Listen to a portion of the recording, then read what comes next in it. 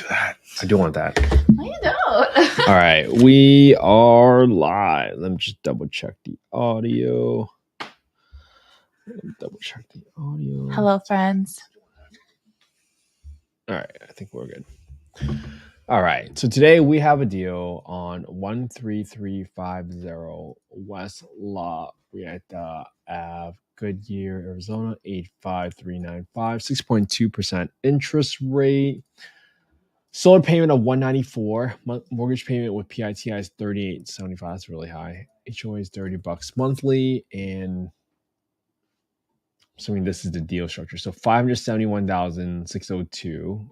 $571,602 for the purchase price. Cash or seller, $30,426. $30,426. For those of you that are watching on Instagram, feel free to just join us on the full screen version on youtube.com/@Kent_HE. Assignment $10,000, and then they're estimating closing costs at $8,000. So I'll turn this into a 2% closing cost. Just keep it a little bit conservative because it's a higher purchase price on this property. Wait, $518. I'm sorry. Wait, no. That's a loan balance. Okay, $518 is a loan balance. $518,357. $518,357 at a 6.2% interest rate. It's relatively high. Let's see. What else do we know about this property? That seems to be it. A transaction fee of $1,000, so I'll just lump that into closing costs. All right. Let's see if we can look up this property. Looks like this property was placed for rent on $4,200 a month. Flooring looks fine. Maybe what's that? Oh, this room could use a little love. Maybe just a little bit of carpet replacement. Just looks a little bit older. Bathroom looks great. Looks like a slightly above average home. You could replace the flooring if you want for those carpet, but there is a pool in the back. So someone DM me this property because they wanted my help underwriting it at $3,800. Let's see. So if you go to a HUD FMR, you can look up access smaller FMRs, FY 2024 FMRs, Arizona. This is in Maricopa County. We're going to get the fair market rents first. 85395. 85395. You can see the FMR for a 4-bedroom property is 3770. Write that down. 3770. FMR 85395 for a 4-bed. I'm not going to get the for 3-bed because it's already a 4-bedroom. Let's try to get the market rents for this property in this area.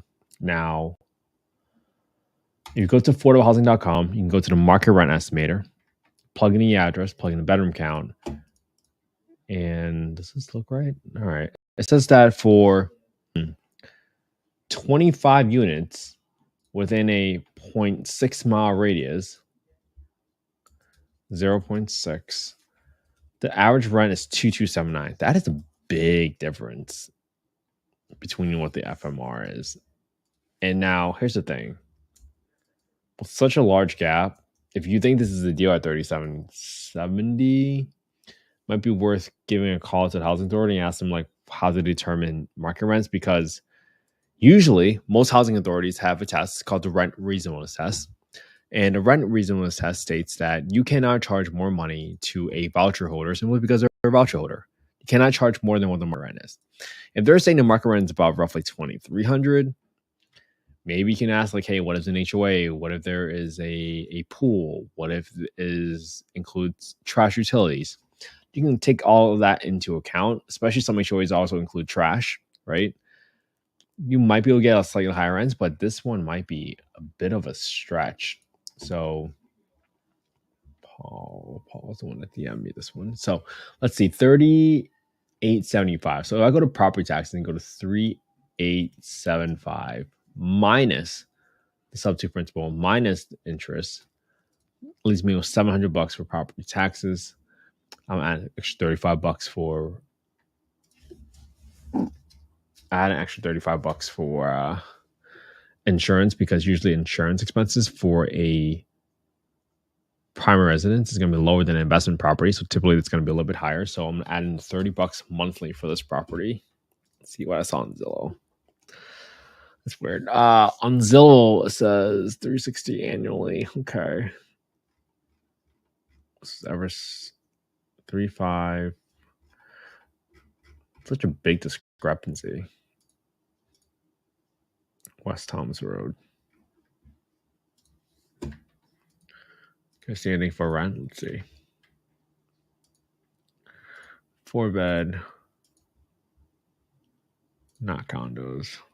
Tire place.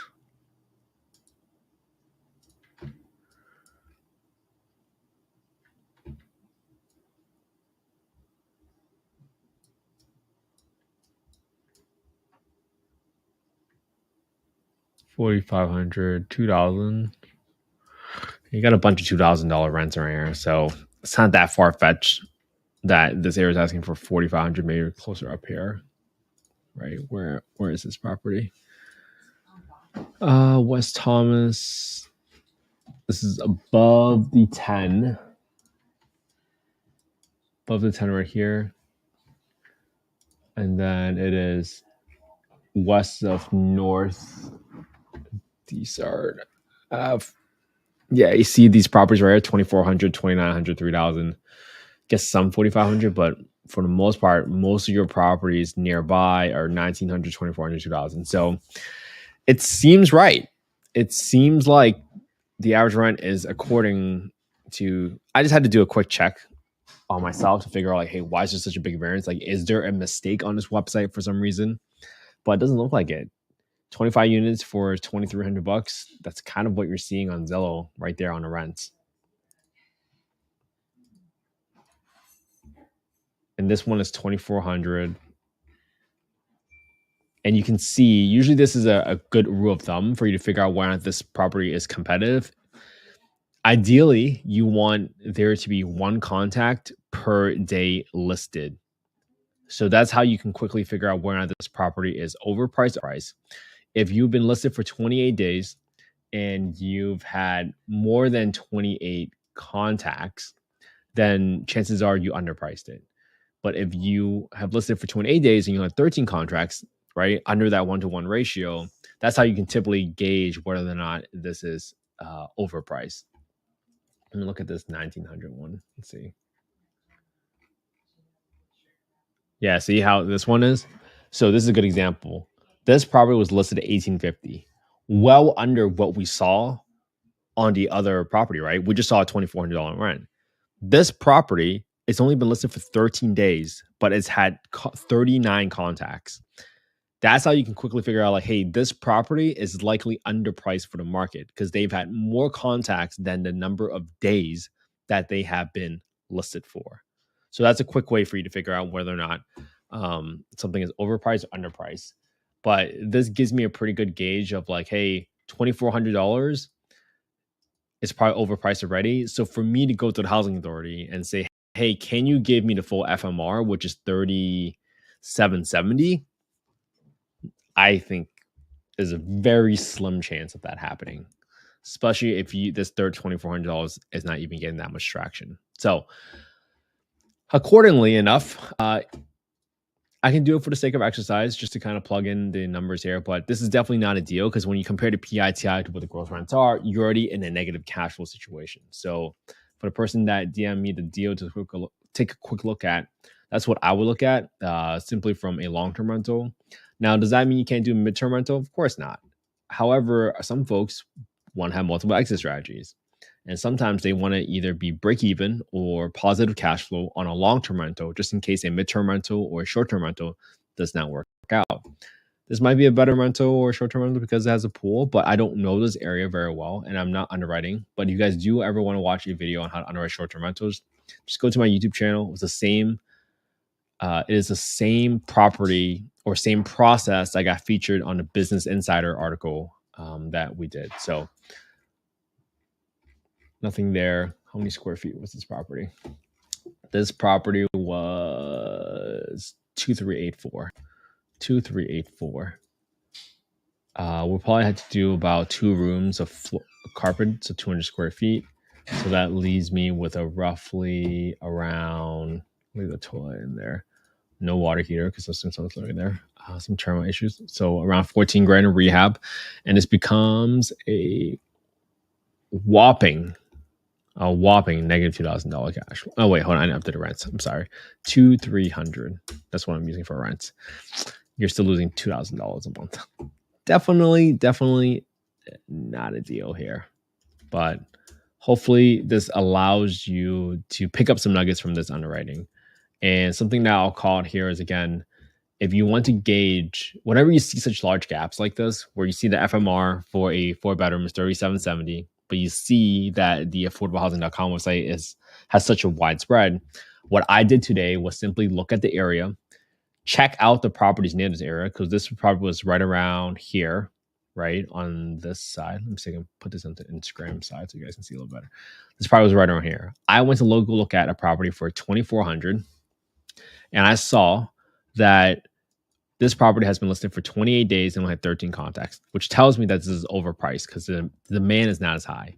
But if you go up here to where I saw a property for $1,850 a month, I quickly saw that it's only been listed for 13 days and had 39 contacts. So this shows me and tells me where the market equilibrium might be. Obviously, this is not investment advice, not solicitation for any investments at all. I'm just simply showing you how I quickly gauge it. And I quickly gauge what the market is looking for.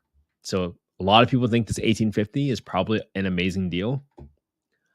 And a lot of people did not think this $2,400 was as good of a deal as the owner might have thought or the property manager might have thought. So just something for you to keep in mind as you're gauging the market and you're looking at rental rates and trying to figure out, like, hey, what is the true rent that I can achieve in this market? Obviously, this crosses a pretty major road here. I don't really like using rental comps when you cross a major road, but I was trying to gauge exactly what the demand looks like within the spectrum of available rents for those available properties on the market. Cool. So hopefully this was helpful. This is definitely not a deal. I will send this to the person that DM me.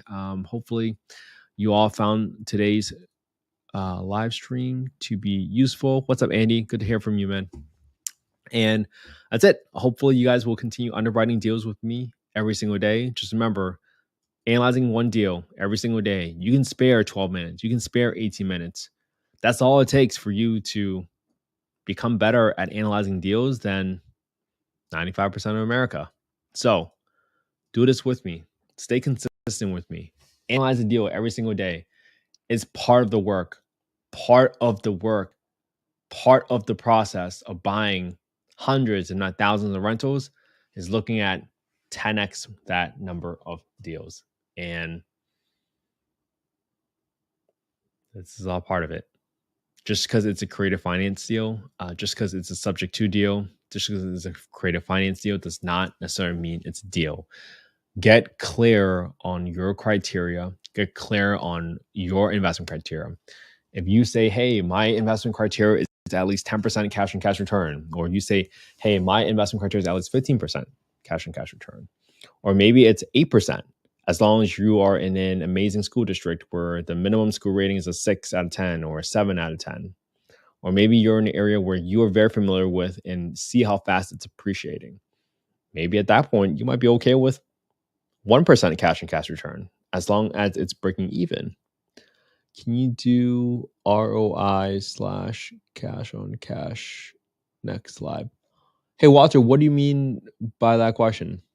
I'm not following that question. I'm not understanding it. And this is part of the work. Analyzing deals every single day.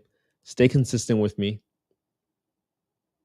And you will give yourself the confidence, that track history of being comfortable with moving forward with a deal next time a deal comes across your table and slaps you across the face because it meets your criteria. That's hopefully what I think and hope you will get out of this. And more importantly, it's very hard sometimes to think about how to get started. Well, I'm just offering you one way to get started. One of the ways you can get started is just copy the same deal I looked at today, put it using the same spreadsheet, put in your own YouTube channel, and all of a sudden, in a year from now, you might have 365 videos on your YouTube channel. So Have an amazing day, everybody. It's Tuesday. Let's stay consistent together. This was day 107, I believe, of going live, analyzing deals. But this is how you form a habit. And if you need my help forming a habit, well, take the thinking part out of it and just do it. Well, just copy what I did today and use the same verbiage. And hopefully you will find one sentence, one part of the underwriting process that I did today, and just say it better than I do. I sincerely hope you will underwrite better than I do. And I would love to see how you guys underwrite in the future. So have an amazing day, everybody. Thank you so much for caring about affordable housing. Without people like you guys, I would have never had the home I grew up in. So thank you so much for being part of this community. I can't wait to talk to you again tomorrow. Have an amazing day.